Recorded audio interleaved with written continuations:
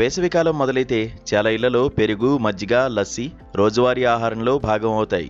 చల్లదనాన్ని ఇస్తుందని చాలామంది పెరుగు ఆరోగ్యానికి చాలా మంచిదని భావించి రోజు ఎక్కువగా తింటారు. కానీ ప్రతి ఒక్కరికి ఇది ఒకేలా ఉపయోగపడదు.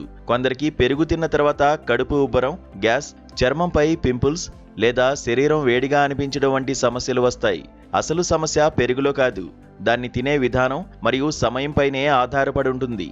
పెరుగులో ప్రోబయాటిక్స్, కాల్షియం, ప్రోటీన్ వంటి మంచి పోషకాలు ఉంటాయి. ఇవి జీర్ణక్రియను మెరుగుపరచడంలో సహాయపడతాయి. కానీ ఫ్రిడ్జ్ నుంచి తీసిన వెంటనే చల్లగా తినడం జీర్ణ వ్యవస్థకు ఇబ్బంది కలిగించవచ్చు. చాలా చల్లటి ఆహారం కడుపును ఆకస్మికంగా ప్రభావితం చేసి అజీర్ణం, గాలి సమస్యలు పెంచుతుంది.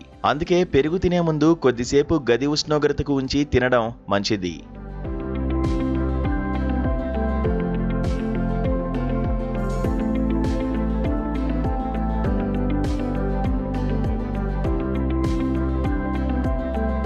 మధ్యాహ్నం సమయంలో పెరుగు తింటే జీర్ణక్రియ బాగా జరుగుతుంది. కానీ రాత్రిపూట పెరుగు తినడం చాలా మందికి అనుకూలం కాదు.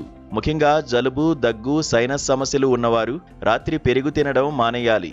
రాత్రి సమయంలో జీర్ణక్రియ నెమ్మదిగా ఉండడం వల్ల పెరుగు భారంగా మారుతుంది. వేసవిలో పెరుగు నేరుగా తినడం కన్నా మజ్జిగ లేదా లస్సీగా తీసుకోవడం ఉత్తమం. పెరుగులో నీరు కలిపి కొద్దిగా ఉప్పు, వేపిన జీలకర్ర వేసి మజ్జిగగా తాగితే అది తేలికగా జీర్ణమవుతుంది. ఇది శరీరాన్ని చల్లగా ఉంచి నీరు తగ్గిపోవడం నివారిస్తుంది.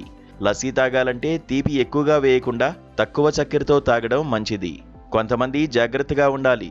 చర్మాలర్జీలు ఉన్నవారు పెరుగు తిన్న తర్వాత సమస్యలు వస్తే పరిమాణం తగ్గించాలి.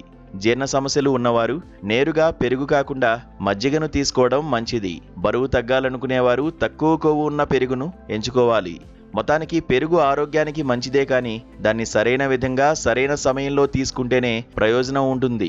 మితంగా శరీరానికి అనుగుణంగా తీసుకుంటే వేసవిలో ఇది ఉత్తమ ఆహారంగా ఉపయోగపడుతుంది.